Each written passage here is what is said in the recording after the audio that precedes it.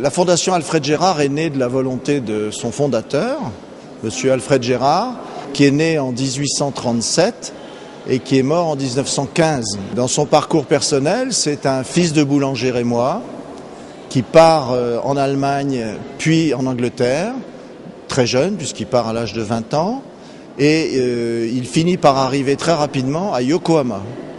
Et il arrive avec l'idée de négoce commercial qu'il développe avec des produits français, mais très rapidement il se met dans le ravitaillement en eau potable pour les navires.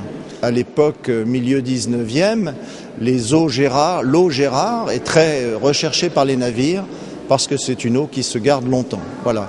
Il commence à faire de l'argent sur ce business-là et il se lance. C'est la période de la construction et du développement de Yokohama et il se lance dans une industrie de fabrication, de canalisation d'eau, puisqu'il est dans l'eau, et de briques et de tuiles.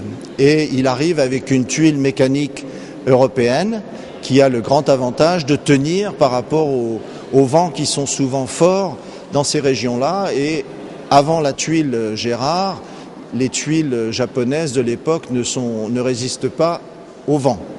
Et donc il fait fortune à Yokohama. Il en profite pour réunir beaucoup d'objets extrême-orientaux 18e, 19e. Il en fait don progressivement à la ville de Reims. Bien sûr, ces donations sont toujours dans la ville de Reims. Elles sont actuellement au musée Saint-Rémy.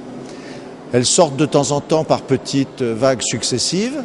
Et bien sûr, nous aimerions que cette collection soit mieux mise en valeur au niveau de Reims, car ce serait une façon d'attirer des touristes. Il est souffrant à l'âge de 45 ans, il rentre assez rapidement à Reims, et là il se passionne pour l'agriculture champenoise, et il transforme sa maison en cercle agricole.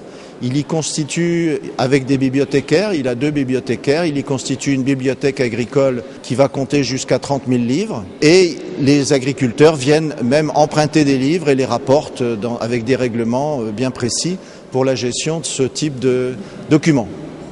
Par sa fondation, par sa volonté testamentaire et la création de cette fondation, il institue le fait que des produits financiers pourront servir à aider des jeunes dont les parents ont des difficultés à financer des études agricoles.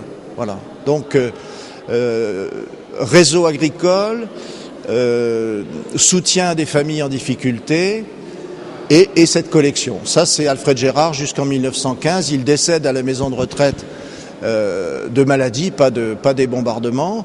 Malheureusement, sa maison est très endommagée pendant la guerre, en même temps que l'incendie de la cathédrale en septembre 14. Dès 14, elle est touchée.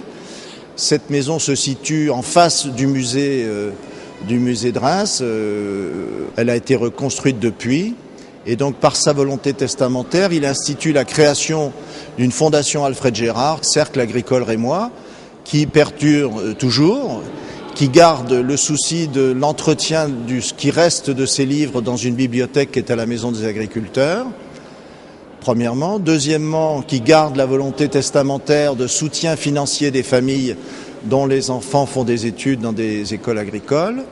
Et troisièmement, par rapport à l'esprit de réseau, depuis plus de 10 ans, nous sommes devenus les animateurs de la Semaine du goût, en mettant en réseau toutes les entreprises, le maximum d'entreprises locales et dans le périmètre de Reims, pour créer une vitrine pour ces entreprises toutes petites, moyennes et grandes, pour leur créer une vitrine locale.